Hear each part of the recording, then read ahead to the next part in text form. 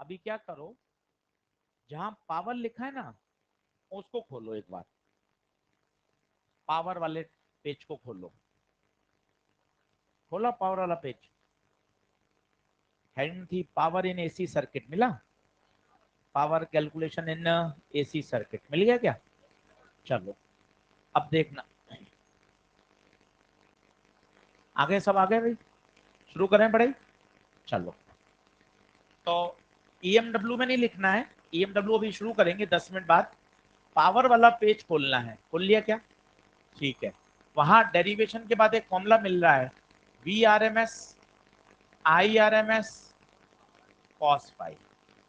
ये बिल्कुल सही है, मिल भी गया होगा आपको, देखो बॉक्स में डाला हुआ होगा। इस पर खूब सवाल है, परीक्षा में खूब सवाल आए हुए। इसी का मैं हल्का सा फॉर्मेट चेंज कर रहा हूँ, वो चलते फिरते आप लगा सकते हो। कल मैंने लगा दिया था पर आज लिखवाना चाहता हूँ। वी की जगह ओम्स लॉ बोलिए, आई आर, उधर भी बैठ सकते हैं। वी की जगह आई आर, आर नहीं जेड, आई की जगह आई, कॉस की जगह आर बाय जेड, जेड से जेड, तो पावर आ गया आई स्क्वायर आर। याद आया? कल एक सवाल मैंने करके दिखाया था इससे, एनसीईआरटी में भी इससे एक सवाल किया हुआ है, उसका आंसर है 4800 वॉट, याद हो तो किसी को। तो आप इससे करोगे तो भी वही आ रहा है, इससे करोगे तो भी वही आएगा। तो ये वाला फॉर्म भी कहीं वहीं चिपका लो कोने में, ये भी सही है, ये भी सही है, दोनों से आंसर एक ही आएगा। समझे कहां लिखना है भाई? मैं बायो सवर्ट लॉ तक कहां पहुंच रहा है? पावर वाले में। हाँ, power power power in AC circuit, power in AC circuit.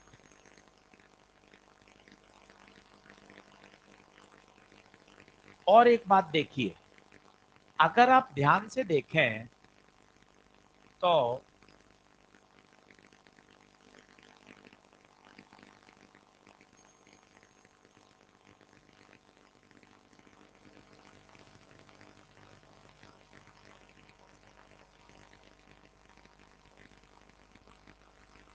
जल्दी आओ जल्दी आओ।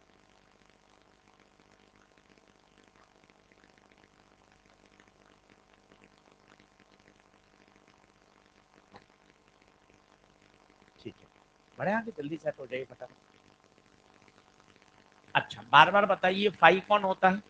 Phase difference between voltage and, between voltage and current. अब आप ध्यान से देखना एक बढ़िया चीज, आई आर एम एस का ये वाला फाई से चुपका हुआ, I R M S cos phi, इधर वाला I R M S sine phi. ध्यान से सुनिए, पावर में कौन से कंपोनेंट का योगदान है? I R M S cos phi, इसलिए इसे कहते हैं वॉटफुल। क्या बोलते हैं? वॉटफुल। वॉटफुल का मतलब, वॉट मतलब पावर, और इस कंपोनेंट में पावर भरी हुई है, that's why this is called wattful. ये क्या है? इसका पावर में कोई योगदान नहीं है, बच्चे से क्या बोलते हैं? वॉटलेस। वापस धीरे धीरे बोलता हूं, याद करने की जरूरत ही नहीं है, कभी इस पे सवाल नहीं आया है, पर जानकारी होनी चाहिए। वापस देखिए, पावर के फॉर्मूले में किसका योगदान है? कॉस, कॉस का योगदान है, कॉस वाले को बोलते हैं watt full. Watt is a unit of power, इसमें पावर है, इसलिए इसे कहा जाता है I R M S cos phi. दूसरे वाले को क्या बोलते हैं? I R M S sine phi. Watt less, watt मतलब पावर, इस करंट के कंपोनेंट में पावर का योगदान नहीं। क्या बात क्लियर है? लिख लीजिए, वहीं कहीं चिपका लीजिए।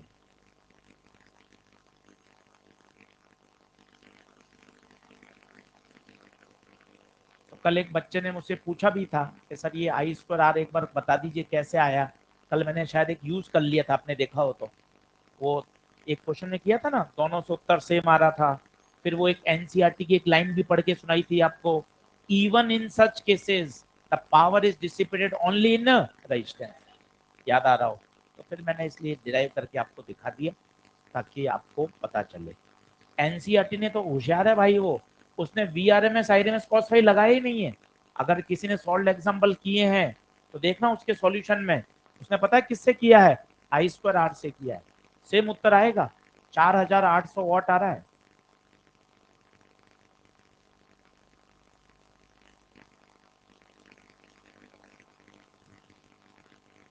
क्लियर? चलो, चैप्टर के बाद एक खाली पेज छोड़ देना चाहिए हमेशा, आगे पीछे मिलाकर। उससे क्या होता है, जितने भी माइनर सेमी मेजर टेस्ट होंगे, कोई आपको एसी का बढ़िया थ्योरेटिकल सवाल मिल गया, कोई एक अच्छा सवाल मिल गया, तो वो वहां क्या चिपका देना चाहिए। तो चैप्टर खाली होने के बाद एक पेज आगे पीछे मिलाकर एक ब्लैंक पेज छोड़ देना चाहिए। उससे क्या होता है, कोई आपको अच्छे सवाल मिल गया, कोई अससन रीजन का अच्छा सवाल मिल गया, तो वो यहाँ चिपका देना चाहिए। तो क्या होगा, जब रिवीजन में वो बार बार तैयार होता जाता है।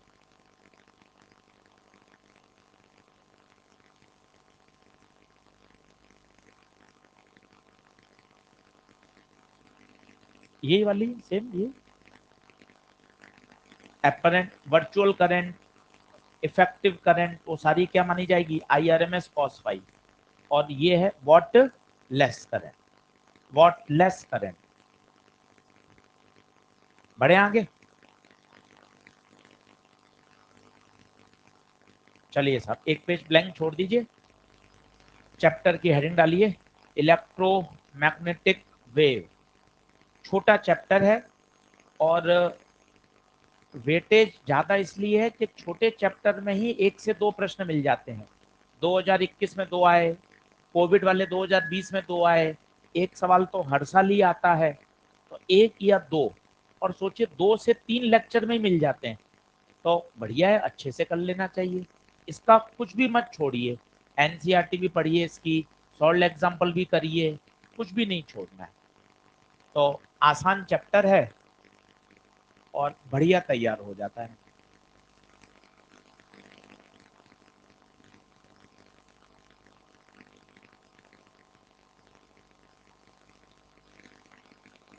एक क्वेश्चन तो पक्का है ही, और 2020 और 2021 में दो प्रश्न आए हुए हैं, मिनिमम तो एक आता ही है, दो आ जाएंगे तो बहुत ही बढ़िया। वेटेज ज्यादा क्यों हो गया, इनपुट कम देना पड़ रहा है। 12-15 लेक्चर देखकर, जैसे अभी मैं रोटेशन पढ़ा रहा हूँ, तो रोटेशन मुझे 13-14 लेक्चर लग चुके हैं, एक अभी लॉगिंग का बचा हुआ है। तो 13-14 लेक्चर पढ़ने के बाद इस साल 2023 में एक सवाल आया, रेडियस ऑफ गायरेशन का, कोई बोनस हुआ था, एक प्रश्न। अब 14 लेक्चर की मेहनत के बाद एक प्रश्न, तो दिक्कत है। ये आपको 2 लेक्चर में ही 2 प्रश्न दे रहा है भाई, तो इसलिए कहते हैं इसका वेटेज ज्यादा है। वेटेज निकाला जाता है कितना इनपुट दिया और फिर उससे आउटपुट क्या आया। ऐसा नहीं है कि जैसे ऑप्टिक्स में 4 का वेटेज, ऑप्टिक्स पढ़ाने में ही 22 से 24 लेक्चर लगते हैं भाई, तब जाके वो 5 क्वेश्चन बनते हैं। यहाँ आपको 2 लेक्चर में 2 मिल रहे हैं, तो ये इंटेलिजेंसी कहलाती है कि यार इसका तो एक एक लाइन तैयार हो जानी चाहिए। क्या बात समझ में आ रही है? चलिए लिखना शुरू करें। EMW डेट डाल दीजिए, लेक्चर 1 लिख लीजिए। ऐसा लिखने से क्या होता है, अगले 3-4 महीने ध्यान रखें, जब कभी आपको रिवीजन करना है और किसी पॉइंट में फंस रहे होंगे ना, तो डेट डाली हुई है, लेक्चर नंबर डाला हुआ है, तुरंत ऑनलाइन वही वाला लेक्चर आपको सर्च करके तुरंत आप प्ले कर सकते हो। उससे क्या होता है, आपको ढूंढना नहीं पड़ता। तो ये थोड़ी सी आदत डाली है, हर लेक्चर चालू हो ना, ऊपर डेट डाल दी, लेक्चर नंबर लिख दिया। उससे जब मान लो मार्च अप्रैल में आपको कोई हिस्सा पढ़ना है, यार मुझे ईएमडब्ल्यू की एनर्जी डेंसिटी में दिक्कत आ रही है, फटाफट देखा एनर्जी डेंसिटी कौन से लेक्चर में पढ़ाई गई है, वो एक बार और सुन लिया, क्लियर हो गया। इसका फायदा उठाना है, इसलिए सेटअप किया गया है। इसका फायदा, असली फायदा आएगा मार्च अप्रैल में, जब आपको बढ़िया रिवीजन में मजा आएगा। लिखें पहला पॉइंट, इलेक्ट्रोमैग्नेटिक वेव्स आर, पहला पॉइंट लिखिए, electromagnetic waves are transfers in nature transverse in nature. दूसरा पॉइंट लिखिए, as they are transfers, as they are transfers, therefore electromagnetic wave can be polarized,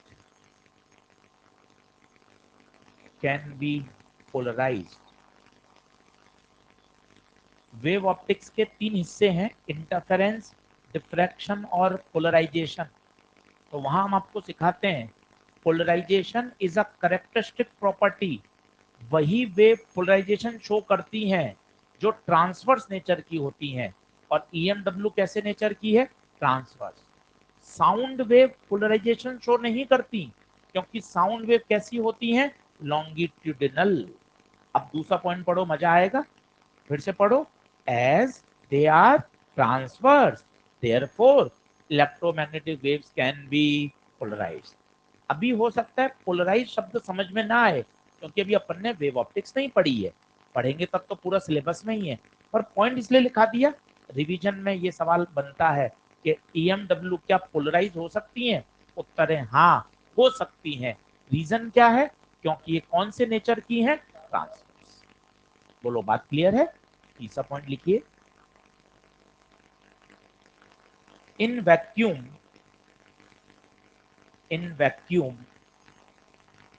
speed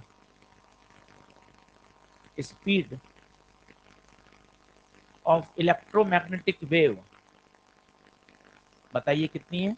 8वीं नमी से रटा हुआ है, 3 × 10⁸ मीटर पर सेकेंड, 3 × 10⁸ मीटर पर सेकेंड। चौथा पॉइंट लिखिए, EMW, अब शॉर्ट में लिखिए, बार बार इलेक्ट्रोमैग्नेटिक वेव नहीं लिखना पड़े, EMW electromagnetic wave are non mechanical wave. अब आशीष सर ये क्या है नॉन मैकेनिकल? दुनिया में दो तरह की वेव होती हैं, मैकेनिकल और नॉन मैकेनिकल। जिनको चलने के लिए मीडियम की आवश्यकता होती है उन्हें मैकेनिकल कहते हैं। उदाहरण के तौर पे साउंड वेव, हम बात कर रहे हैं, मेरी आवाज आपके कानों तक पहुंच रही है, तो जो वाइब्रेशन हो रहा है ना, वो एयर के पार्टिकल के थ्रू आगे से आगे जा रहा है। तो क्या चाहिए? मीडियम। कहा जाता है चंद्रमा पे बात नहीं कर सकते, क्योंकि वहां पे एटमॉस्फेयर नहीं है, सुनोगे कैसे? एक से दूसरे साउंड वेव को आगे जाने के लिए क्या चाहिए? मीडियम चाहिए। ईएमडब्ल्यू को मीडियम की आवश्यकता, क्योंकि वो कौन है? Non mechanical wave. तो पूरा वाक्य लिखो, EM waves are non-mechanical wave, implies they do not require they do not require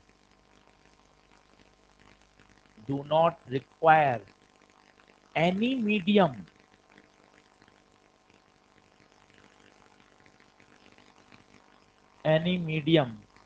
for propagation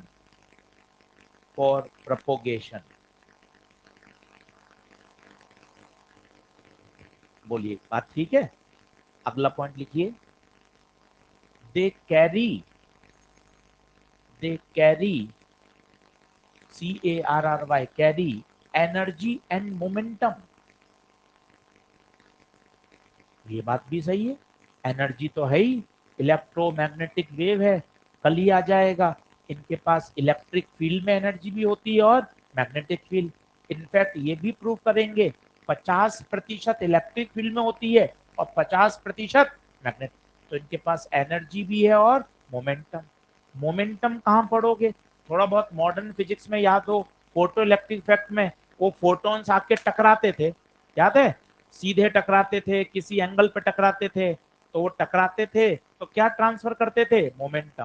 किसी को फॉर्मूला याद हो, 2p/c, p/c, सब अपने सिलेबस में है। तो EMW carry energy as well as momentum. अगला लिखिए पॉइंट, ये सब थ्योरेटिकल सवाल हैं, सब परीक्षाओं में आए हुए हैं। इसलिए सब सिस्टमेटिक पॉइंट लिखा रहा हूं। अगला बिंदु लिखिए, according to Maxwell, according to Maxwell, in EMW,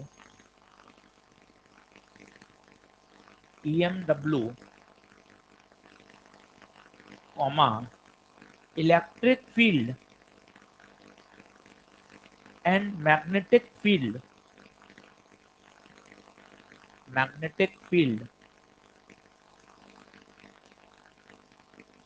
oscillate perpendicular to each other,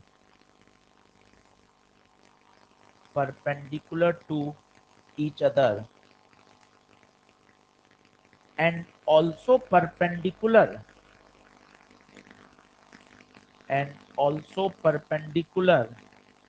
to the direction of propagation,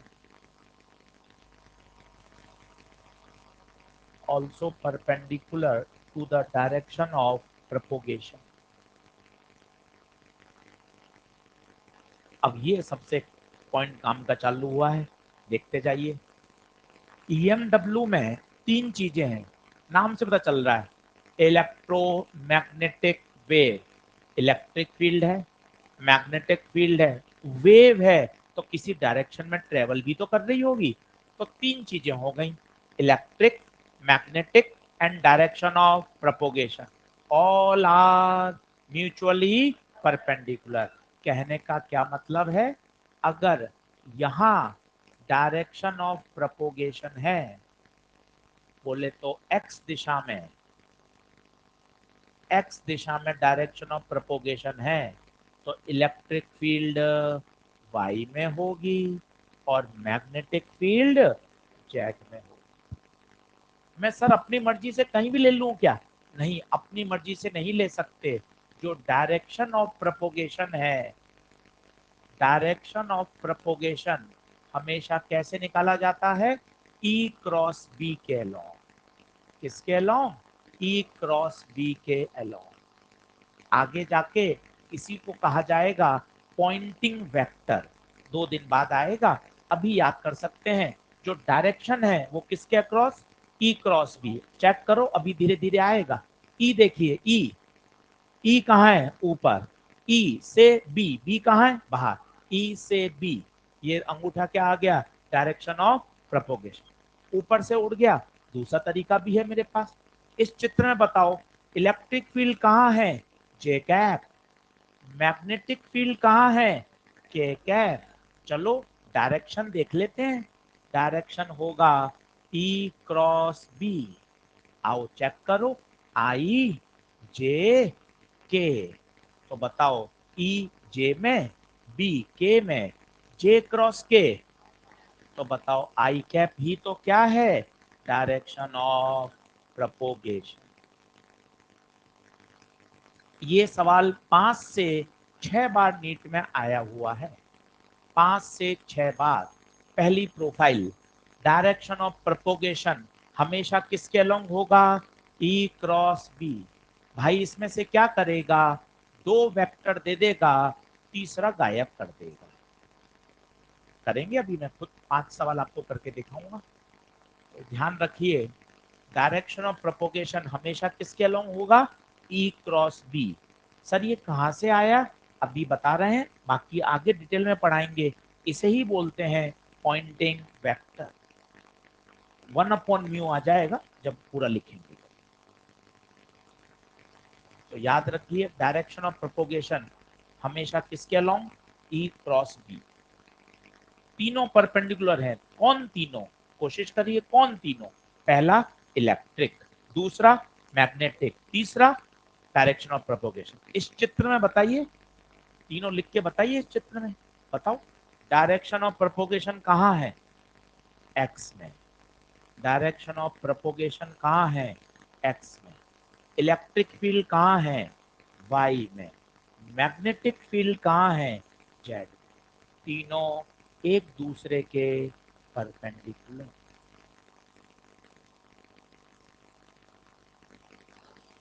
इस चित्र में ऐसा कोई जरूरी नहीं है कि हमेशा एक्स वाई जेड कहीं भी हो सकते हैं, पर रहेंगे तीनों एक दूसरे के परपेंडिकुलर, रहेंगे हमेशा परपेंडिकुलर।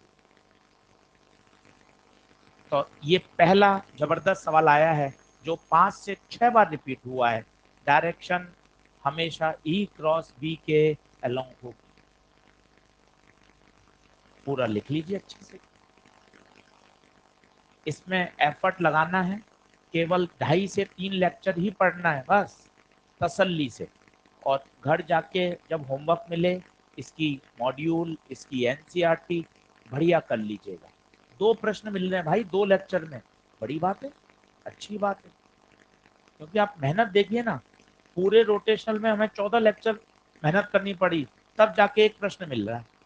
यार यहाँ में 2 प्रश्न मिल रहे हैं, तो ये स्मार्टनेस है, समझदारी है।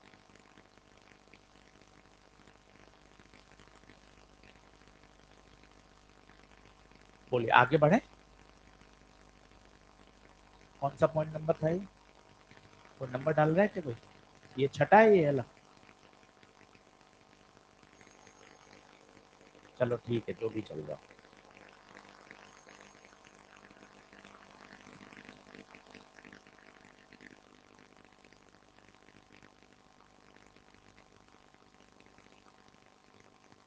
हमेशा नहीं होगा, इसलिए मैंने लिखा है इस पर्टिकुलर चित्र में, ये कहीं भी हो सकता है, कोई दिक्कत नहीं है, पर हमेशा ये नियम कानून फॉलो होगा।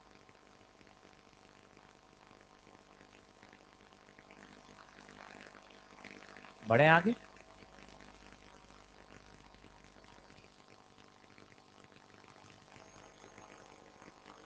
तो चलो यहां तक रिवाइज कर लो, सारे फटाफट पढ़ लो एक बार।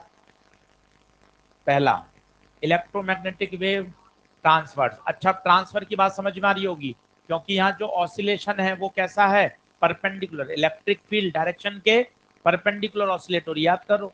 2 तरह के होते हैं, अगर पार्टिकल्स प्रोपोगेशन के परपेंडिकुलर हैं ट्रांसवर्स, साउंड वेव में उसके अलोंग ही वाइब्रेट करते हैं, उसे हम क्या बोलते हैं, लॉन्गिट्यूडनल। सब सिलेबस में है, एसएचएम वेव के चैप्टर में बताया जाता है। 2 तरह की वेव होती हैं, ट्रांसवर्स और इसमें जो इलेक्ट्रिक फील्ड ऑसिलेट कर रही है वो डायरेक्शन ऑफ प्रोपोगेशन के परपेंडिकुलर। तो पहला पॉइंट पढ़िए, पहला पॉइंट पढ़िए, electromagnetic waves are transverse in nature. बोलो पहला ओके। दूसरा, दे कैन बी पोलराइज, क्योंकि वो कैसी हैं, ट्रांसवर्स। तीसरा, वैक्यूम में उनकी स्पीड स्पीड ऑफ लाइट के बराबर होती है, सभी को रटा हुआ है। चौथा पॉइंट पढ़िए, नॉन मैकेनिकल वेव है, इनको चलने के लिए मीडियम की आवश्यकता। पांचवा, they carry energy and momentum. छठा, जो डायरेक्शन ऑफ प्रोपोगेशन है वो किसके अलोंग है, ई क्रॉस बी। बोलो सारे पॉइंट क्लियर हैं क्या भाइयों? बढ़ चलें क्या आगे? चलो सब बहुत बढ़िया, बहुत शानदार, बहुत मजा आया। 7वां देखिए, अब ध्यान से देखें, इसी चित्र को थोड़ा सा और 3 डायमेंशन में बनाने की कोशिश करते हैं। ये है साहब आपका डायरेक्शन ऑफ प्रोपोगेशन। देसी भाषा में बोले तो बोलो, वेव कहाँ जा रही है, अलोंग एक्स। वेव कहाँ जा रही है, along x. This is called direction of propagation. Electric field, जो इलेक्ट्रिक फील्ड है वो देखना, इलेक्ट्रिक फील्ड, इलेक्ट्रिक फील्ड अगर आप अच्छा शब्द देखें तो मैंने लिखवाया है ऑसिलेट, कांस्टेंट नहीं है। देखिए ये जो मैं बना रहा हूं वो देखिए, उसका मैग्नीट्यूड कांस्टेंट है या लगातार कम ज्यादा हो रहा है, ये तीर का निशान देखिए, ऑसिलेट कर रही है, देखिए इस तरह से।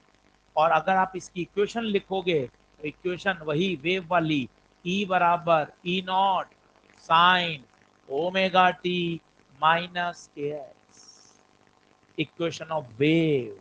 ये वेव की इक्वेशन होती है, एसएचएम वेव में पढ़ाया जाता है, y बराबर ए sign omega t minus k x. अब ये तो है इलेक्ट्रिक फील्ड, अब मैं लिख रहा हूं मैग्नेटिक फील्ड, मजा आएगा, देखना ध्यान से। मैग्नेटिक फील्ड कैसी है, ये देखिए, पता है कौन से प्लेन में है, कहाँ है, ये वाई में नहीं है, जेड में है, जेड में, जेड में ऑसिलेट कर रही है, इस तरह से। ये देखिए, क्या आपको समझ में आ रहा है मैं क्या कहना चाहता हूं? ये देखिए, इसका इक्वेशन कैसे लिखेंगे? इसका b बराबर B not sine omega t minus k. दोनों कितने डिग्री पर हैं? 90 डिग्री पर हैं। इलेक्ट्रिक फील्ड का वाइब्रेशन ऐसे हो रहा है और मैग्नेटिक फील्ड का वाइब्रेशन जेड में हो रहा है। क्या बात क्लियर है? और डायरेक्शन ऑफ प्रोपोगेशन कहाँ है? एक्स। अगला पॉइंट बड़ा जबरदस्त है जो 2 बार पेपर में आया। Both E and B are in same phase। बच्चों ये बहुत जबरदस्त है। बच्चे टिक कर आते हैं 90 डिग्री, क्योंकि उनको लगता है ये आपस में 90 पर फेज कितना है? फेज सेम है। बोले तो फेज डिफरेंस 0। सर क्या मतलब है ये फेज डिफरेंस 0? भाई एसी पढ़कर तो आया है, याद कर। 0 डिग्री का मतलब क्या होता था? दोनों एक साथ मैक्सिमम होंगे, एक साथ 0 होंगे, एक साथ मैक्सिमम, एक साथ 0। जैसे ये ई और बी है, ये ई और बी है, दोनों एक साथ 0, एक साथ मैक्सिमम, एक साथ 0, एक साथ मैक्सिमम, एक साथ 0, एक साथ मैक्सिमम। है कितने डिग्री पर? 90 है। 90 पे देख लो आप, ये ई है, ये बी है, दोनों प्रश्न अलग अलग हैं। आपस में कितने पर मैं आपस में 90 नहीं पूछ रहा हूं, मैं पूछ रहा हूं फेज। फेज कितना है? 0। घटा के देख लो गणित से, ये कहलाता है फेज। घटा लो, कितना आएगा? 0 आ रहा है। इसका सिग्निफिकेंस क्या है? चित्र में देखो, दोनों एक साथ 0, जिस समय ये मैक्सिमम, इस समय ये मैक्सिमम। दोनों एक साथ 0, जिस समय ये मैक्सिमम, उस समय मैक्सिमम। ऐसे समझो, दोनों 0, दोनों मैक्सिमम, दोनों 0, दोनों मैक्सिमम। Phase difference 0। 90 नहीं है, फेज डिफरेंस 0। आपस में कितने डिग्री पर? क्या दोनों पॉइंट समझ पा रहे हो? बहुत लॉजिकली समझिए। आपस में वो 90 पर हैं। आपस में 90 का मतलब क्या चीज सर?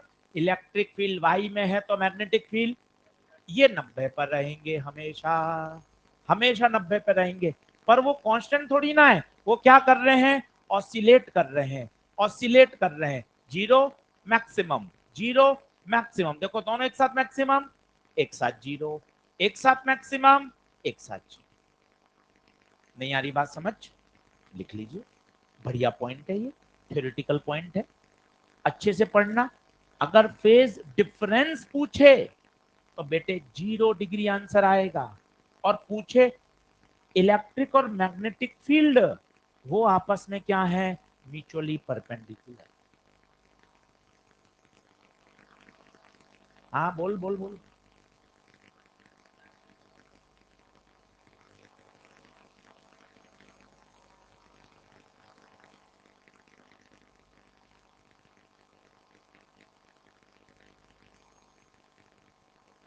नहीं तो उसका मतलब ये थोड़ी ना है, एलसी ऑसिलेशन थोड़ी ना है कि एक की एनर्जी दूसरे में जा रही है। ये तो पूरे वेव के पास एनर्जी है टोटल। ऐसा थोड़ी ना हो रहा है इलेक्ट्रिक डिस्चार्ज हो रही है, मैग्नेटिक चार्ज हो रही है। जब इलेक्ट्रिक 0 तो मैग्नेटिक मैक्सिमम। एलसी ऑसिलेशन नहीं है लाला ये।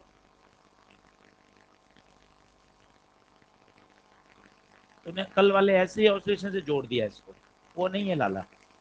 पूरे वेव के पास 100 जूल एनर्जी है, उसमें से 50 इलेक्ट्रिक के पास है और 50 मैग्नेटिक के पास, हमेशा वो ही रहेगी। तो ऐसा नहीं हो रहा कि एक समय एक एनर्जी 0 हो गई, दूसरी मैक्सिमम हो गई।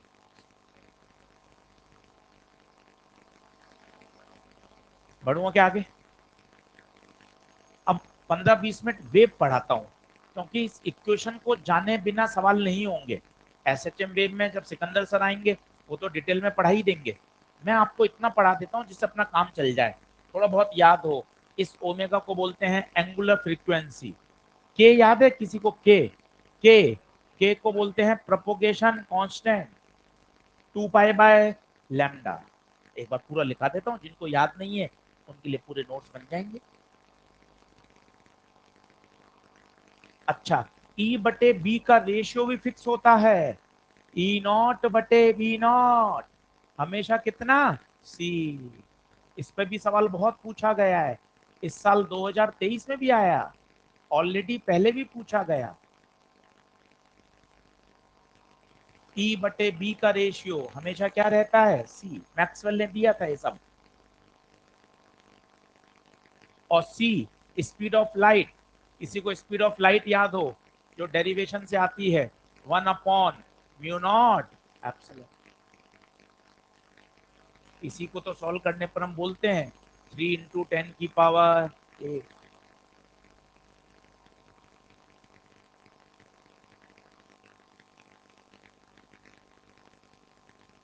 आराम से सारी बातें लिख लीजिए।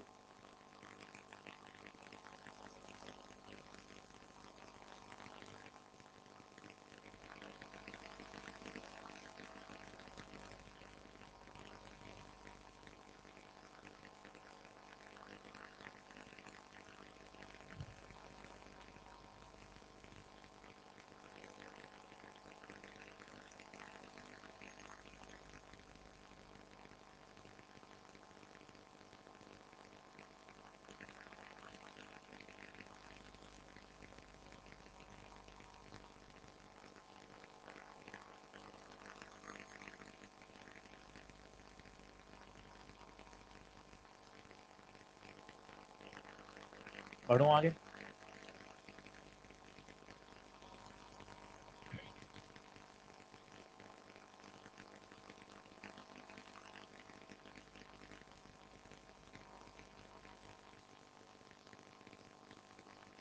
चलिए सर, बराबर आ जाए, ये लिख लेना, ये काम का है। चलो सर, यहाँ पीक ले लें या आरएमएस, दोनों सही है भाई।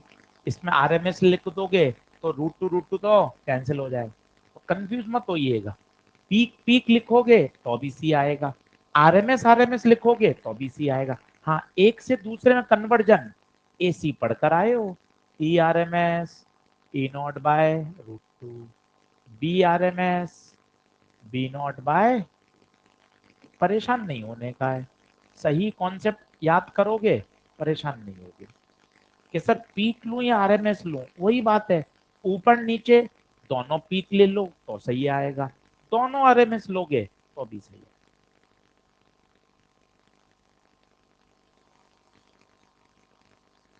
बढ़े क्या आगे?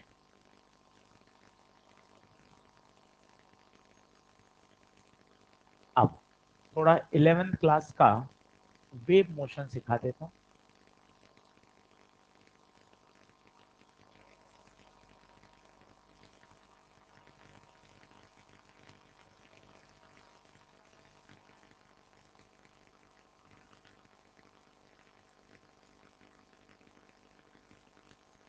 चलो जल्दी से देखो, ये इक्वेशन कहलाती है।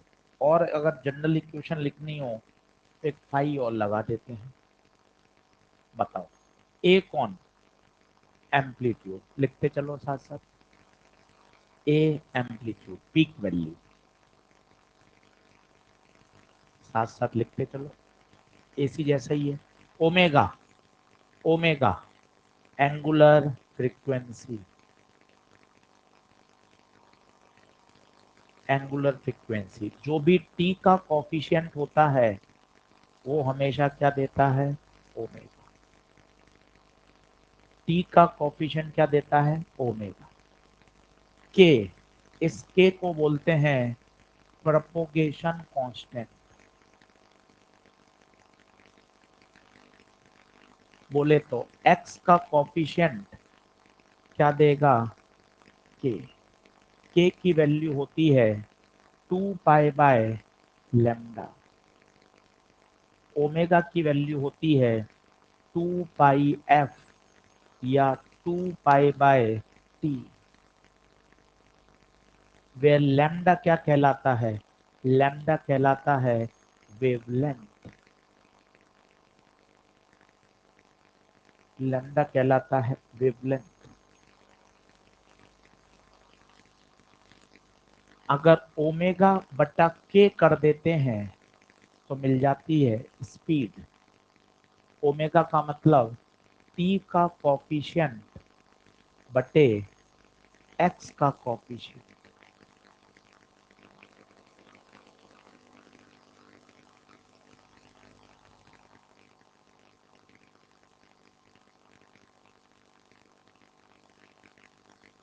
ये सब जानकारी वेव मोशन की ले रहा हूं काम में, ताकि हम अपने EMW के क्वेश्चन सॉल्व कर सकें। इस फाई को क्या बोला जाता है? Initial phase.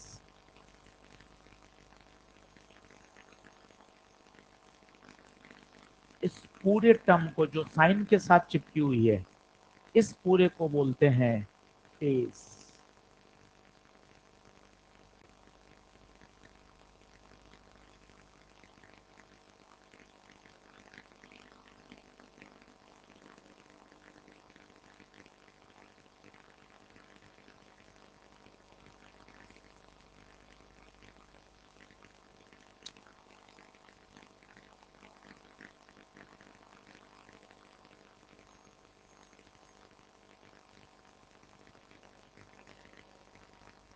एक और टर्म है, आपको याद हो तो इक्वेशन देख के बता सकते हैं वेव कहाँ जा रही है। ये एक्स आ रहा है, ये बता रहा है वेव जा रही है एक्स में। अब इसमें भी दो नाटक हैं, पॉजिटिव एक्स में जाएगी या नेगेटिव एक्स में। तो आपको याद हो, अगर साइन उल्टे पुल्टे हैं तो कहाँ जाती है? पॉजिटिव डायरेक्शन में। तो ये वेव बताइए कहाँ जा रही है? This wave is travelling in positive x. Sir ये वाली बात थोड़ी वापस समझा दो। मैं वापस समझा देता हूँ, एक स्लाइड ऐड कर रहा हूँ, बाद में लिखना। y बराबर a sine omega t minus k x, y बराबर a sine k z plus omega t, y बराबर a sine k x minus omega t, y बराबर a sine minus omega t minus k z. आराम से देख लीजिए, confusion हट जाएगा। पहला के, के साथ जो टर्म चिपकी हुई है वो बताता है किस दिशा में प्रोपोगेशन हो रहा है। बताइए किस में? X, along x. ये बताइए के साथ जेड है, the wave is travelling along Z. के साथ एक्स है, the wave is travelling along x. के साथ जेड है, the wave is travelling along Z. अब दो नाटक हैं, पॉजिटिव जेड या नेगेटिव जेड। इसका क्या जोड़ है? अगर साइन उल्टे पुल्टे हैं, उल्टे पुल्टे का मतलब अलग अलग है, then the wave is travelling along positive x direction. आराम से बताइए, साइन उल्टे पुल्टे हैं, पॉजिटिव एक्स। साइन उल्टे पुल्टे हैं, पॉजिटिव। साइन सेम है, नेगेटिव। साइन सेम है। क्या बात क्लियर हुई? चलिए पहले देख लो इस स्लाइड में कुछ बच गया हो तो। ये सब डिटेल में वेव मोशन में हमारे सिलेबस में है, तो वहां और आपको जानकारी मिलेगी। मैं उतनी जानकारी एक्सट्रैक्ट कर रहा हूं जितनी हमारे इलेक्ट्रोमैग्नेटिक वेव में प्रश्न को हल करते समय चाहिए।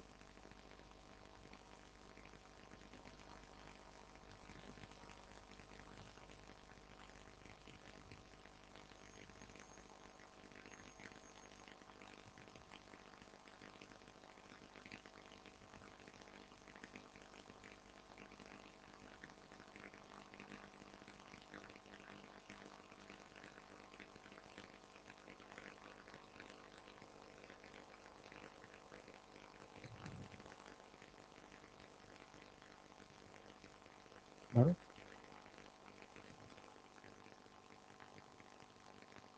तैयार कर लेना, ये सवाल सही हो जाएंगे इसमें। क्या छोड़ना नहीं है।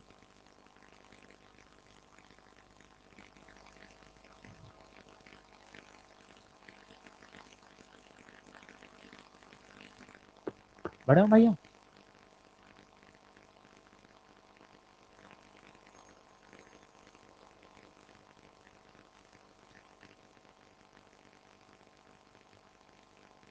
EMW रोज आज से शनिवार तक 45 मिनट पढ़ना है बस, इतने में तो काम हो जाएगा।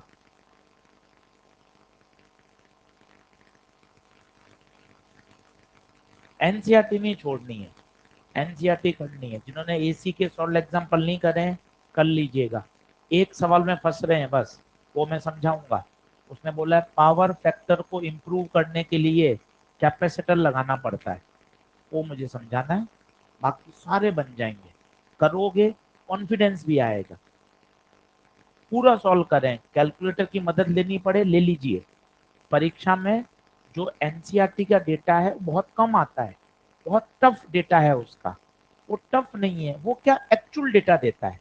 वास्तव में फ्रीक्वेंसी कितनी आती है वही देता है, वो जो वोल्टेज है वही देता है। वो एक्चुअल डेटा पे खेलता है, इसलिए वो डेटा आपको टफ लगते हैं। परीक्षा में जब सवाल आता है तो वो इजी कैलकुलेशन में डेटा को उसी हिसाब से चेंज कर देते हैं। तो किन्हीं सवालों में आपको कैलकुलेटर लेना पड़े यूज तो ले सकते हैं। उसने सॉल्व किया 53 डिग्री आ रहा है भाई, 53.16 ऐसा ही कुछ आ रहा है, वो अपन निकाल ही नहीं सकते भाई। अपनी तो जो वैल्यू आएगी वो ऐसी आएगी जो परफेक्ट सॉल्व हो जाए। उससे हमें आइडिया लेना है, कैलकुलेटर जरूरत पड़े यूज कर लीजिए। पर आंसर पूरा मैच करता है ना भाई, उसका कॉन्फिडेंस अलग होता है। एक होता है हाँ हाँ हो जाएगा, हाँ वैल्यू रखनी है, ये तो मुझे आता है, हाँ। इसमें मजा नहीं है। ये तो आप धक्का मार के तो चला ही रहे हो ना जीवन यार, धक्का थोड़े ना मारना है भाई। एक एक आना है तो पूरा आना चाहिए, क्यों का जवाब आना चाहिए, क्यों लगाया इसके पीछे लॉजिक क्या है। इतना अगर सीख गए तो बात करिए। चलिए बोले आगे बढ़े।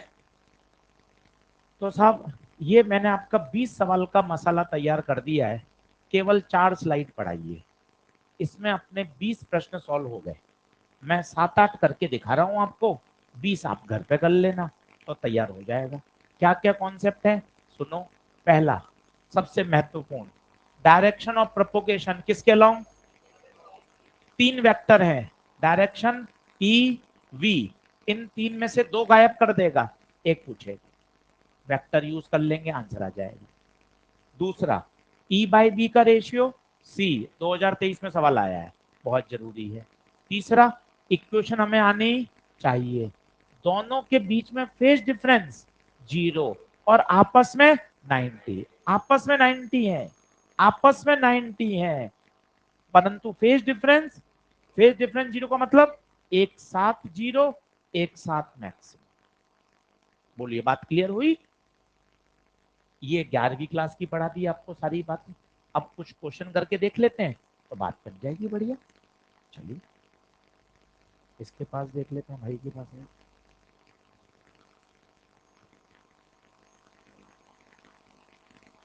नहीं होंगे अभी, आज ही तो चालू हुआ है। चलो लिखें। पहला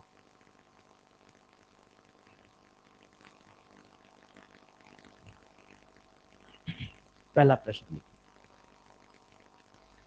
अब 8 प्रश्न कर लीजिए मेरे साथ, तो उन 8 प्रश्न में आपको आइडिया लग जाएगा यार चैप्टर बहुत आसान है, बढ़िया स्कोर हो जाएगा।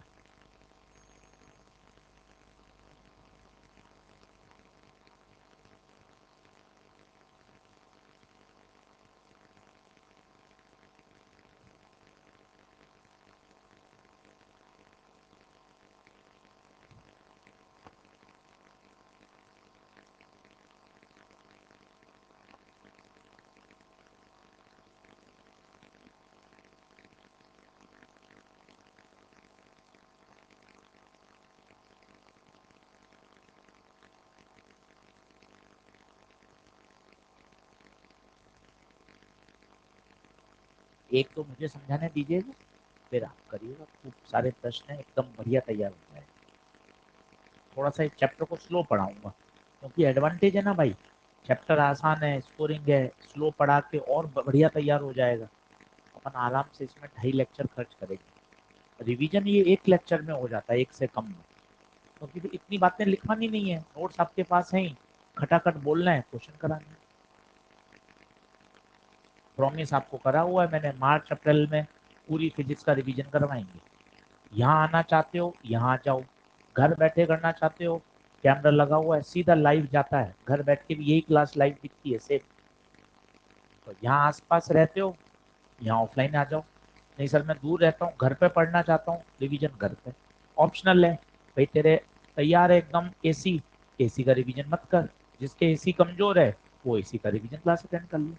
पूरा शेड्यूल आपको दे देंगे मार्च अप्रैल का, इस दिन इस समय ये पढ़ाया जाएगा, टॉपिक वाइज हो जाएगा। तो फिजिक्स की जिम्मेदारी हमारी है, आपकी A1 करवाएंगे तैयार।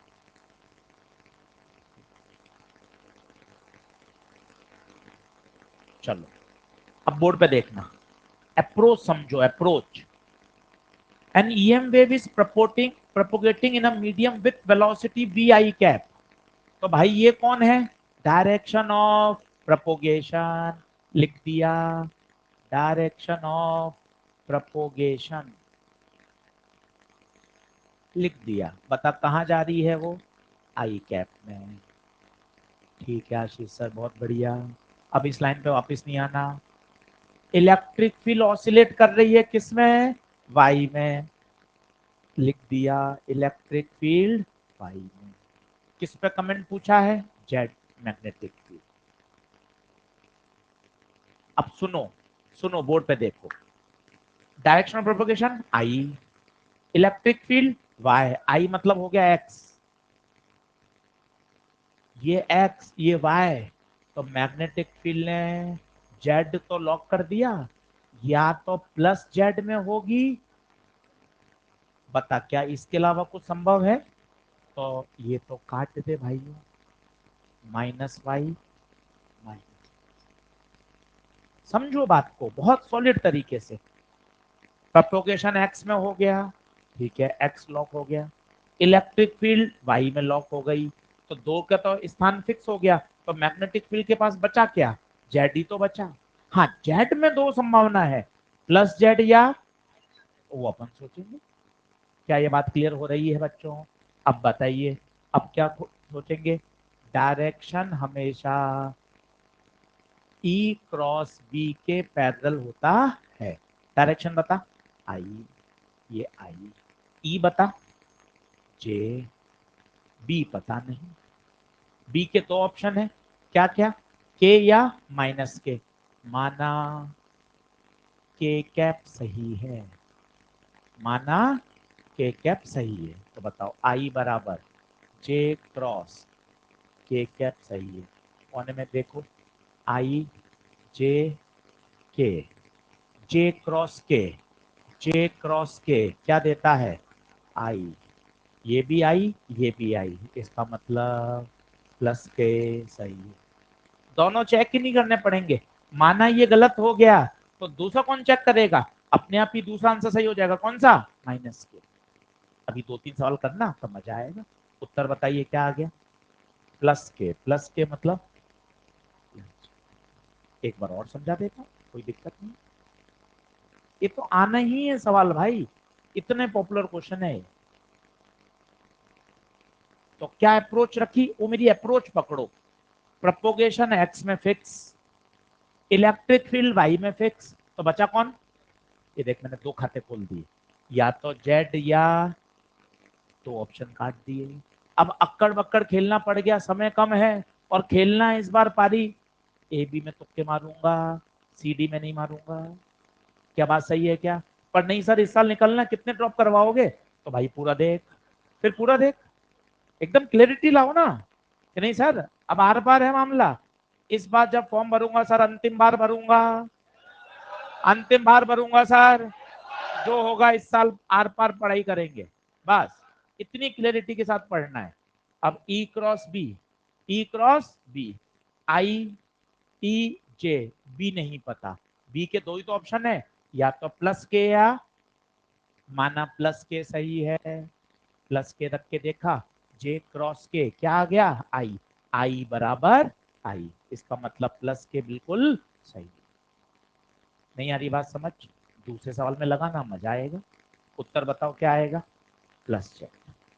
और मान लो प्लस के सही नहीं होता तो दूसरा चेक कौन करेगा भाई, अपने आप ही उत्तर आ गया ना माइनस के, मतलब दो बार तो कभी करना ही नहीं पड़ेगा। करूं क्या नेक्स्ट, जल्दी आओ, अगला खुद करना, गलत होगा कोई दिक्कत नहीं, सीखेंगे।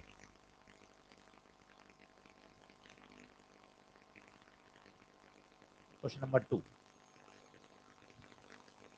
एक ही तरह के सवाल आएंगे, डायरेक्शन तो सारे सवाल ये डायरेक्शन के लगाएगा, ये इसका इंटेलिजेंस ही है, एआई टेक्नोलॉजी कहलाती है। इसने सारे सवाल वैसे ही जमा रखे हैं भाई ने, डायरेक्शन तो सारे डायरेक्शन के।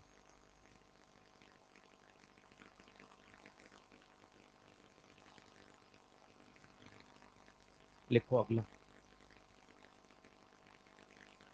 सवाल को अच्छे से पढ़ना, और वो एक बात याद करनी है कि जो डायरेक्शन ऑफ प्रोपोगेशन है वो किसके अलोंग, ई क्रॉस बी। 5 बार लगाओगे याद हो जाएगा।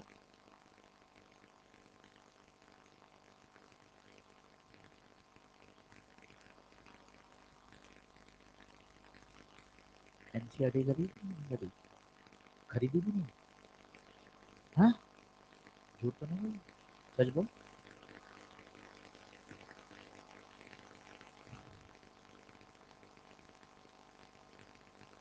पढ़ लेना, हाँ तो ऑप्शन नहीं है, तो सोचे कि हाँ काम चल जाएगा, तो गुप्ता जी का तो चल ही रहा है बगैर पढ़े। हाँ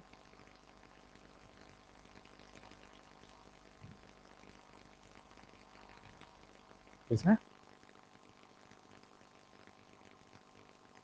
चार्ज जो एक्सीलेट करता है उसकी वजह से भी होती है।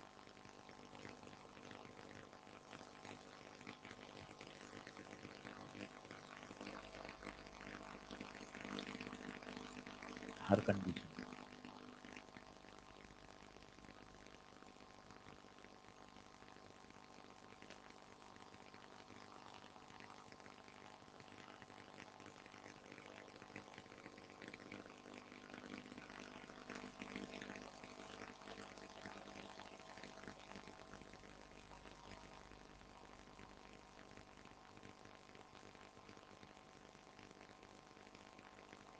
बड़े हैं क्या?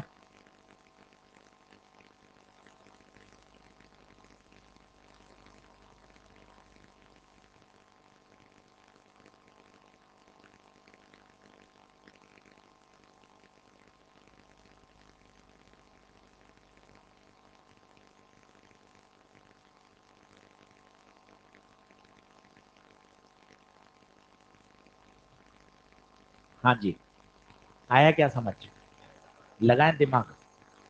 चलो हाँ जी, the electric and magnetic field के बारे में पूछा है। The wave is propagating Z, तो वेव का ये आ गया आपका डायरेक्शन ऑफ प्रपोगेशन, मानते हो, ये डायरेक्शन ऑफ प्रपोगेशन, तो डायरेक्शन ऑफ प्रपोगेशन है जेड, तो उसने जेड पे तो अपना अधिकार कर लिया। अब ई और बी के पास क्या बचे बताओ, या तो एक्स या वाई, एक्स और वाई, एक्स और वाई हो सकता है, एक्स और वाई हो सकता है, के तो नहीं हो सकता। पहले तो समझदारी से इतना सीखो, वापस सोचो, डायरेक्शन कहाँ है, जेड, सोचना डायरेक्शन जेड है, 3 वेक्टर हैं, ई बी और डायरेक्शन, तीनों 90 पे होने चाहिए। डायरेक्शन ने पक्का कर लिया मैं तो जेड में जा रहा हूं, तो अब ई और बी के पास क्या ऑप्शन बचे, भैया तुझे एक्स और वाई में खेलना है, तेरी इच्छा हो देख ले, तो के में तो हो ही नहीं सकता, के में तो हो ही नहीं सकता। क्या बात समझ में आ रही है क्या?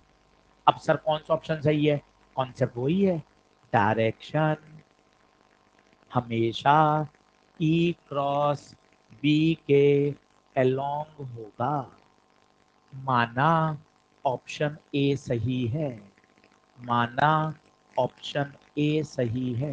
चलो चिल्लाओ, डायरेक्शन बोलो, प्लस जेड, प्लस जेड मतलब, प्लस जेड मतलब प्लस के, ई चिल्लाओ, ई, ई, ई, आई, बी चिल्लाओ, जे, आई क्रॉस जे, लॉटरी लग गई, पहला ही ऑप्शन सही है, इसे कहते हैं लॉटरी लगना। कबीर ने इसे ही बोला है लॉटरी लगना, पहले ऑप्शन चेक किया उसमें लग गया, देखो आई क्रॉस जे, आई क्रॉस जे क्या हो गया, के, ये भी के बराबर के, ऑप्शन ए सही हो गया। एक बार ऑप्शन सी चेक कर लो, ऑप्शन सी भी देख लो। वापस डायरेक्शन बराबर ई क्रॉस बी। बोलो डायरेक्शन कहाँ, डायरेक्शन कहाँ, प्लस जेड मतलब प्लस के।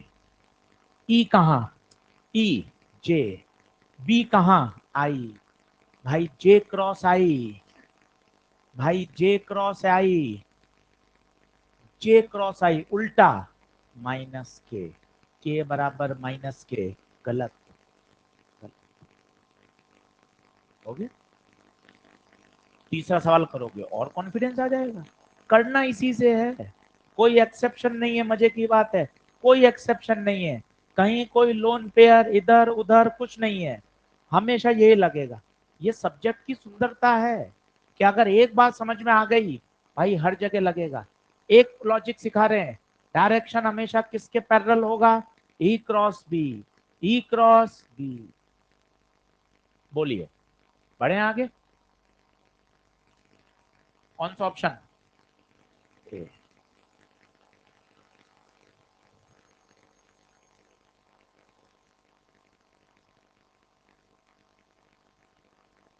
वही है क्या सवाल, पहला तीसरा सेम है।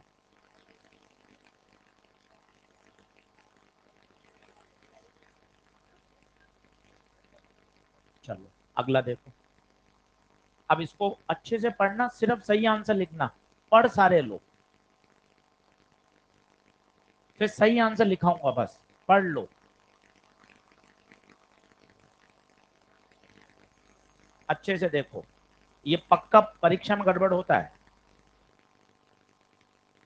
इलेक्ट्रिक और magnetic field are in same phase, same phase मतलब आर इन फेज होता है, एंड परपेंडिकुलर टू। तो क्या करो, ये पूरा वाक्य लिखो और सही उत्तर लिख दो बस। तब क्वेश्चन के रूप में लिखा हुआ रहेगा ना, तो बाद में रिवीजन करते समय ज्यादा ध्यान जाएगा। दोनों सेम फेज में रहते हैं, सेम फेज समझ रहे हो, दोनों एक साथ जीरो, एक साथ मैक्सिमम, और आपस में कितने पर, परपेंडिकुलर।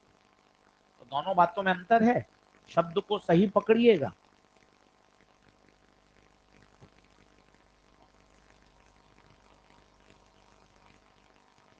सिर्फ सही उत्तर लिख लीजिए, उससे क्या रहेगा, एक क्वेश्चन के फॉर्म में बात नोट रहेगी, तो मामला सही रहेगा।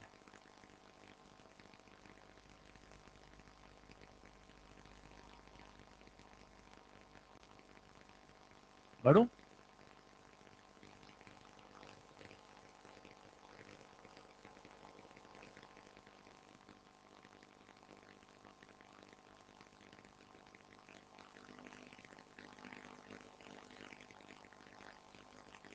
ये एक अच्छा सवाल है, ये अभी 2020 या 21 का ही है, बढ़िया सवाल है,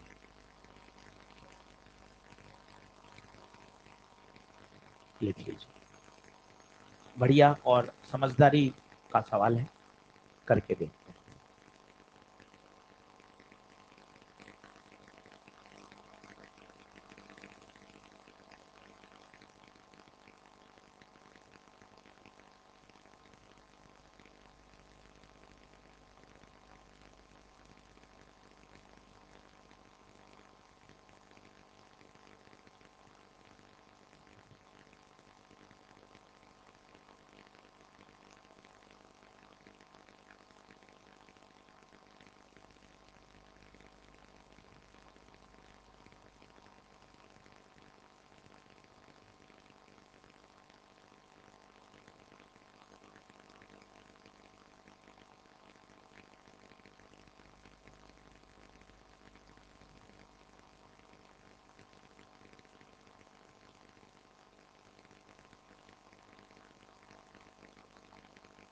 अब यहाँ कुछ बातें समझने की हैं। पिछले 2-3 सवाल से हमें ऐसा लगा कि इलेक्ट्रिक फील्ड एक्स में होगी, वाई में होगी या जेड में होगी। तो यहाँ देखो, इसने इलेक्ट्रिक और मैग्नेटिक जे प्लस के, जे माइनस के, ये कैसे दे दी। अपने मन में तो ऐसा सेट था, इलेक्ट्रिक फील्ड या तो जे में होगी, या एक्स में होगी, या वाई में होगी, मैग्नेटिक फील्ड जेड में हो जाएगी, एक्स में हो जाएगी। पर ऐसा कोई जरूरी नहीं। अब इस बात को थोड़ा पहले डिटेल में समझते हैं और फिर इस प्रश्न की तरफ आएंगे।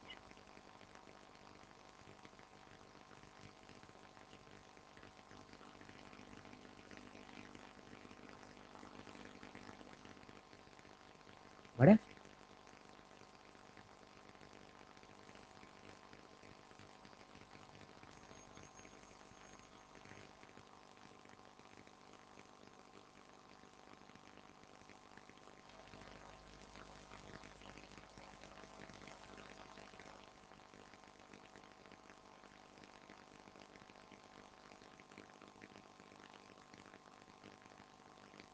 अब पहले इस बात को समझाता हूँ, फिर आप नोट कर लेना वापस।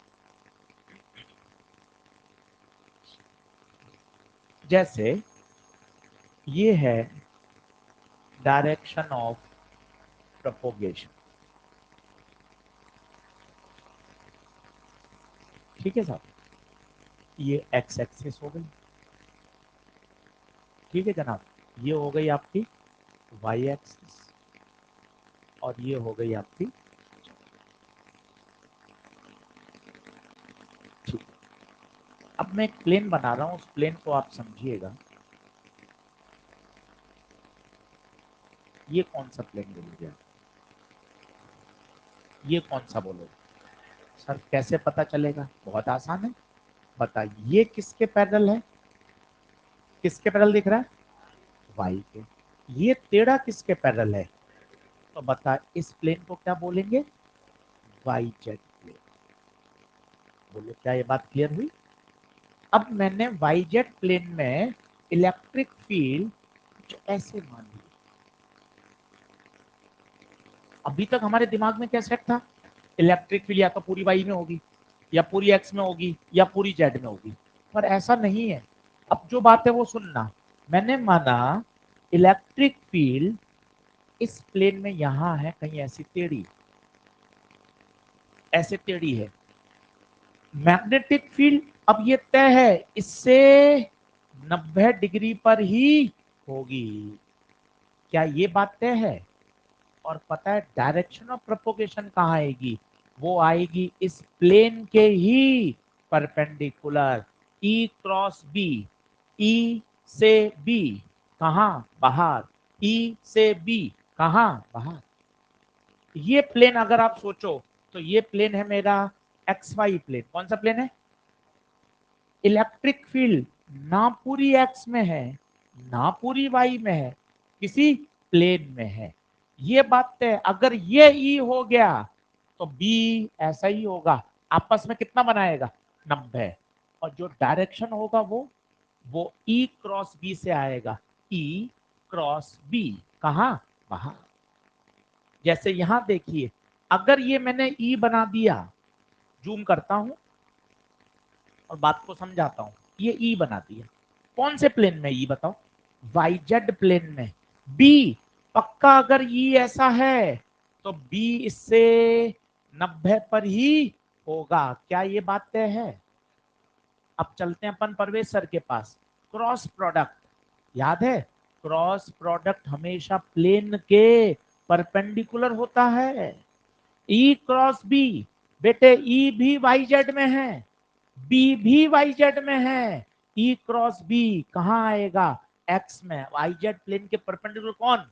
एक्स। आप करके देख लीजिए, ई क्रॉस बी इधर आएगा। मैं पन्ने पर आपको करके दिखाता हूं, आपको फील आएगी। जैसे ये पन्ना, ये मान लो कोई एक्स वाई प्लेन है। कौन सा plane? X Y plane. E कहीं भी हो सकता है, इधर इधर इधर इधर इधर, कहीं भी। पर जहां ई होगा, मान लो आपने ई ऐसे सेट कर दिया, तो बताओ बी कहाँ होगा? बी इसके परपेंडिकुलर ही होगा। अब और प्रोपोगेशन कहां जाएगा? ई cross B. E cross B हमेशा इस प्लेन के कहा। क्या आप मेरी बात समझ पा रहे हैं? मुद्दे की बात क्या है?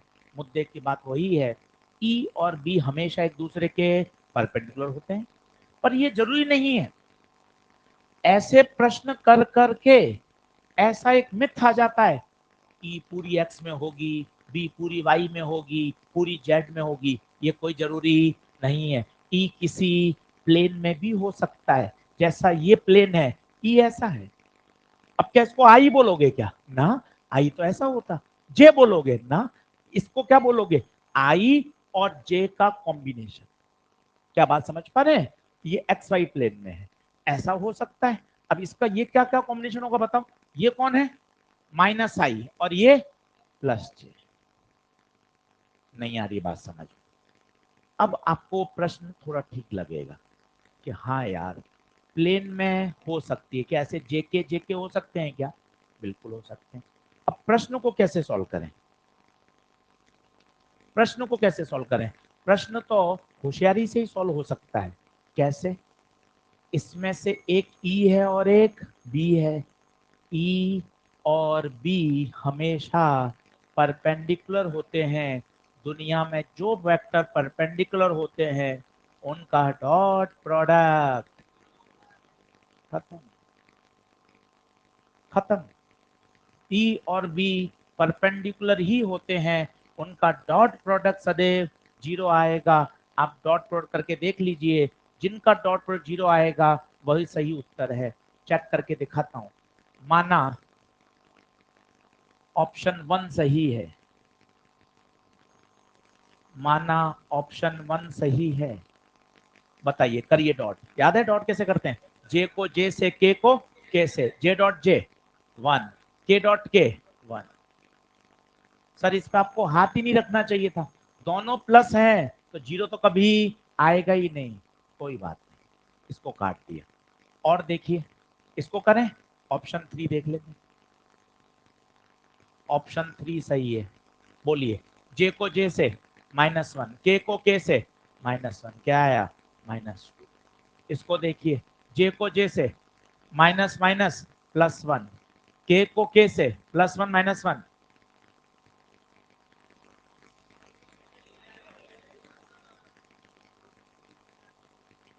इसको देख लीजिए, minus minus plus one, plus plus. क्या बात समझ में आई क्या? तो ये एक बढ़िया प्रश्न आ गया।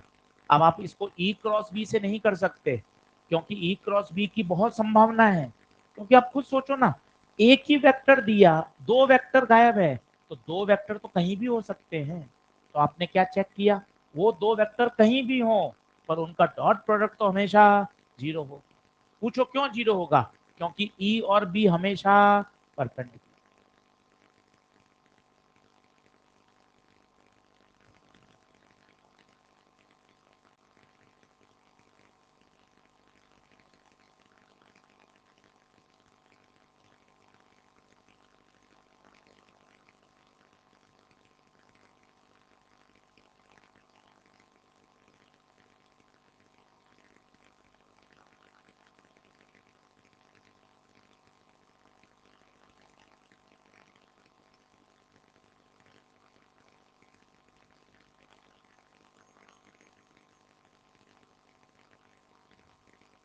लिखो इसका।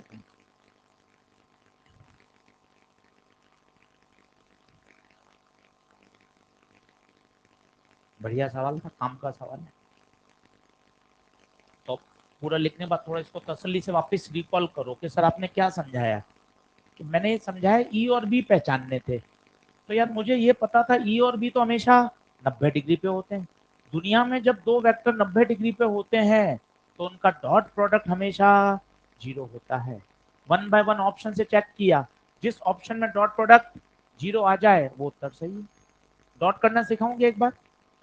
बच्चों डॉट दिखाना है क्या? आता है? आई को आई से, जे को जे से, के को के से।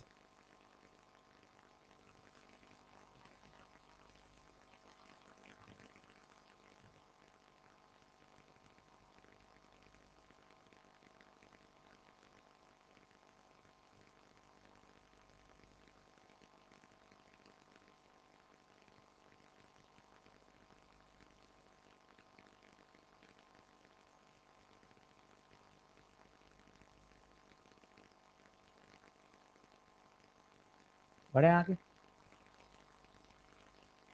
इसको पढ़ना आज घर जाके, और आधा घंटा 45 मिनट पढ़ लो, उसमें काम हो जाएगा।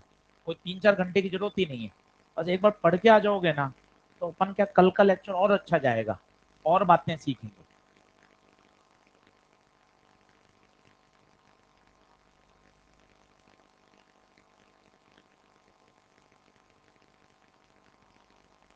करूँ नेक्स्ट?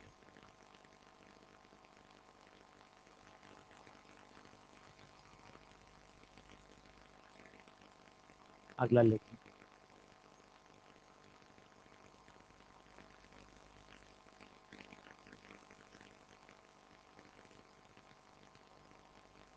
इसी प्रोफाइल का सवाल 2023 में भी आया है।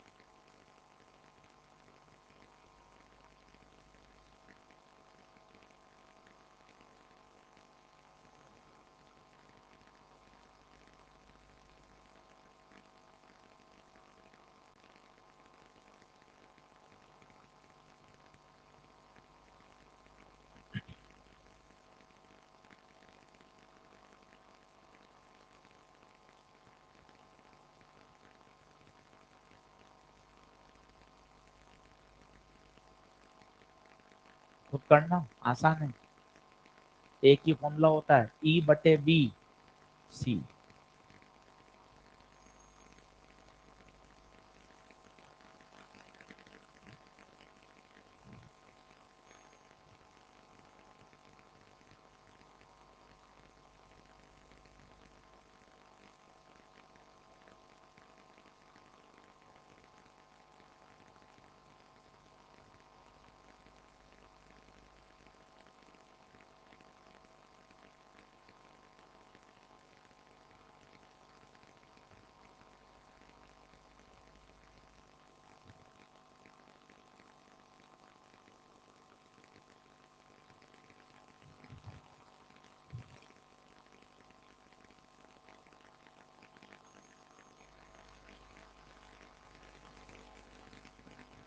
देखिए हुआ।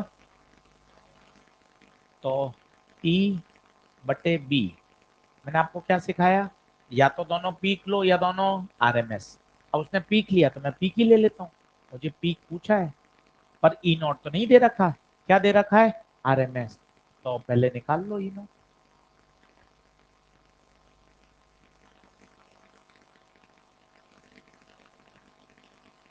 तो E/RMS बराबर E0/√2। E0 को क्या लिख सकते हैं? √2 इंटू। तो E0 की जगह लिख दो √2 इंटू, तो C √2 E/RMS 6।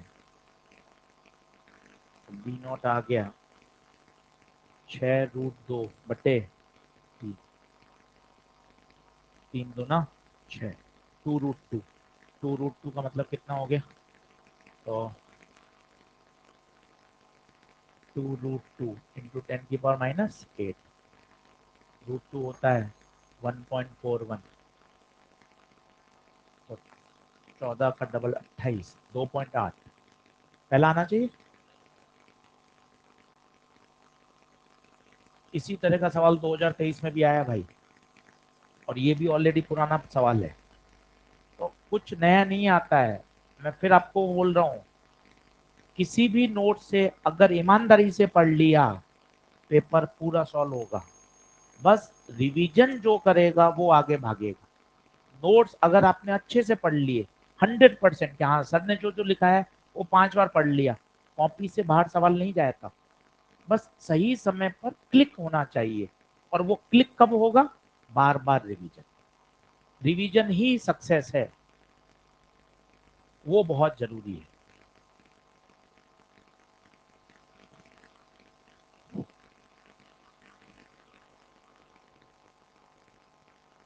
अब ये आ गए साहब इक्वेशन कंपैरिजन वाले सवाल।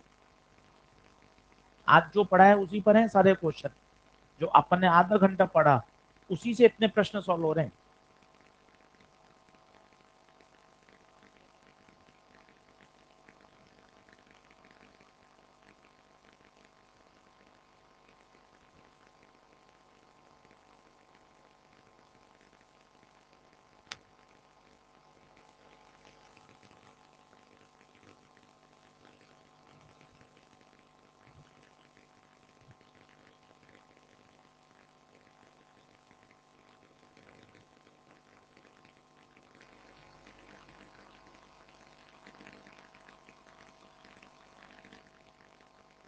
करोगे कंपेयर, वही टी का कॉफिशिएंट ओमेगा, जेड का कॉफिशिएंट के, यही तो पूछा है इसने। और वैल्यू निकालनी पड़ेगी, वैल्यू निकाल ली, ओमेगा पता है। और अच्छा ये एक बढ़िया शब्द दिया हुआ है, ट्रेवलिंग इन वैक्यूम।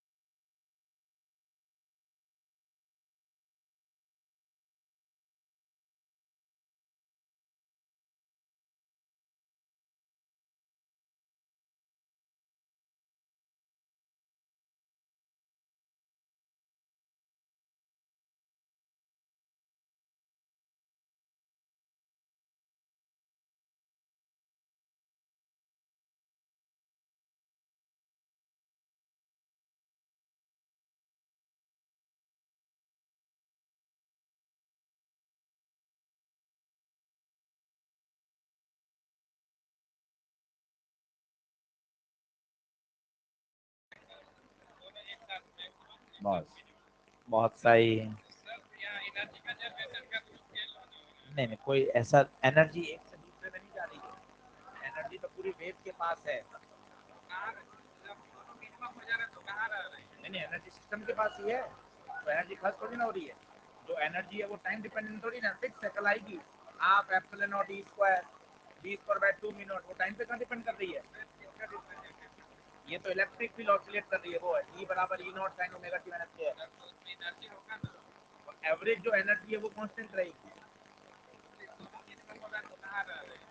है कहीं नहीं, वो सिस्टम के पास है भाई। इलेक्ट्रिक फील्ड क्या हो रही है, एक दूसरे को इलेक्ट्रिक फील्ड के वेरिएशन से बी पैदा हो रहा है, बी के वेरिएशन से क्या पैदा हो रहा है, ई पैदा हो रहा है, दोनों एक दूसरे को सेल्फ सस्टेन कर रहे हैं। अगर और अंदर जाना चाहे तो ये शब्द है, तो फिर क्या होगा, इलेक्ट्रिक फील्ड के वेरिएशन से क्या आ रहा है, मैग्नेटिक फील्ड आ रहा है, मैग्नेटिक फील्ड वेरिएशन से क्या, तो और दोनों एक दूसरे के में क्या है, सेल्फ सस्टेनेबल। क्या शब्द है, सेल्फ। इसका मतलब है पूरा सिस्टम एक दूसरे को आगे आगे आगे कैरी करता है। हाँ।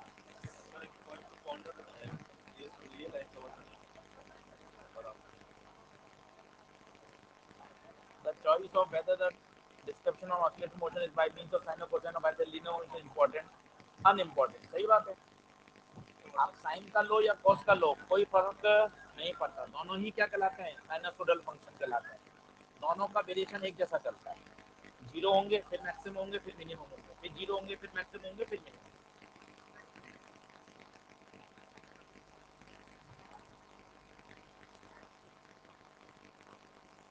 ये वो निकला ऐसे देखो,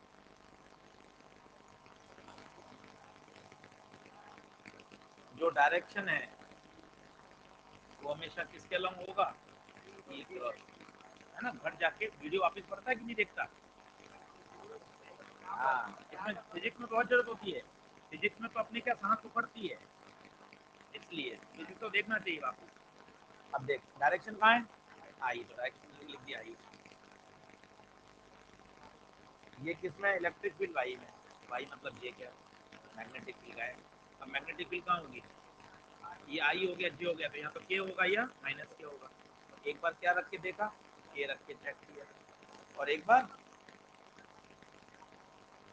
के रख के चेक किया, के से सही आ गया, मतलब आंसर क्या आ गया। माइनस के रखिएगा ना तो नहीं आएगा। तो सवाल दिखा कहाँ है, क्या दिया,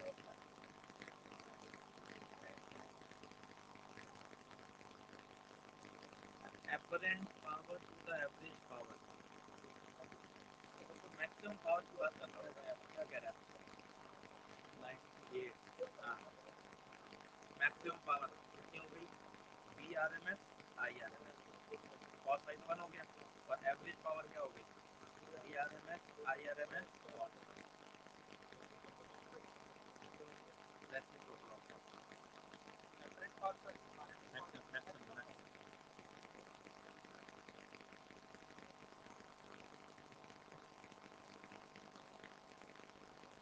मतलब आई आर एम एस क्या लेना चाहते हैं आप।